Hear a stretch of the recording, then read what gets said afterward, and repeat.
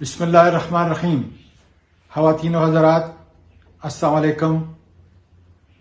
آج عمران خان کی گرفتاری کے بعد میرا یہ دوسرا ویڈیو کے ذریعے پیغام ہے اور میں بڑا محتاط طریقے پہ اپنے الفاظ کا چناؤ کر رہا ہوں تاکہ کسی قسم کا کوئی ڈیمیج نہ ہو سکے.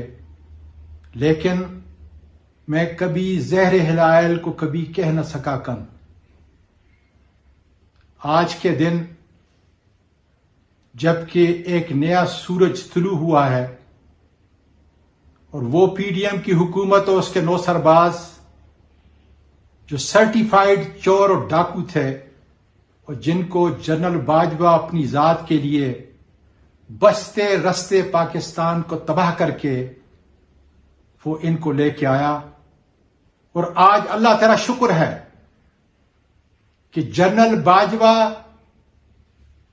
اور اس کا پورا خاندان زرداری اور نواز شریف کے خاندان کی طرح قابل نفرت بن چکا ہے.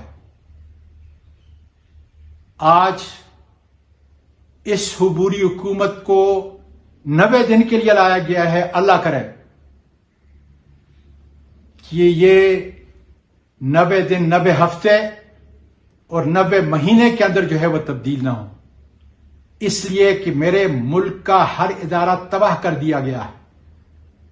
جس ملک کے سپریم کورٹ کے چیف جسٹس کا سب سے ہائیسٹ بینچ اس کے فیصلے کو الیکشن کمیشن کے ذریعے رد کر دیا جائے، اور جہاں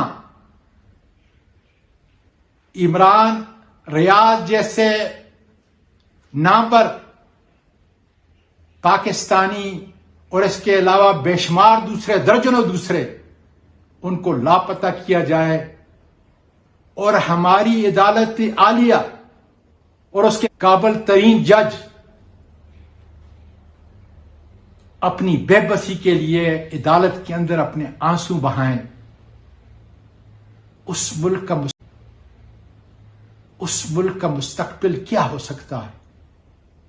ایسے میں ہم نے مشرقی پاکستان سے بھی سبق نہیں سیکھا جہاں مجیب الرحمان کی اکثریت کو اقلیت پہ تبدیل کیا گیا، جہاں اس پر سازش کا مقدمہ قائم کیا گیا، اور اس کے بعد آپ نے اور میں نے دیکھا کہ کیا ہوا.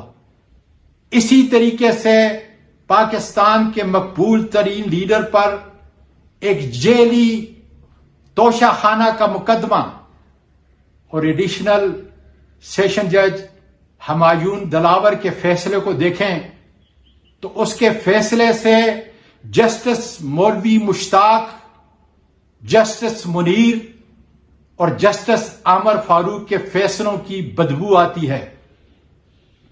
اے اللہ تو حق ہے.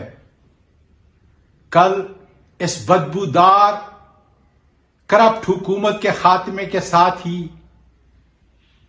جو سائفر کا المیہ تھا وہ ہمارے سامنے آ گیا. سننا ہو تو ڈاکٹر معید پیرزادہ کو سنیں اور پھر اسٹیٹ ڈپارٹمنٹ کے اس وضاحتی بیان کو دیکھیں. خواتین و حضرات، آخر میں یہ پیغام دینا چاہتا ہوں عمران خان کا کہ ہم نے ہر صورت 14 اگست اپنی آزادی کا دن منانا ہے، اور پیغام کا خلاصہ یہ ہے کہ جس دور میں جینا مشکل ہو اس دور میں جینا لازم ہے.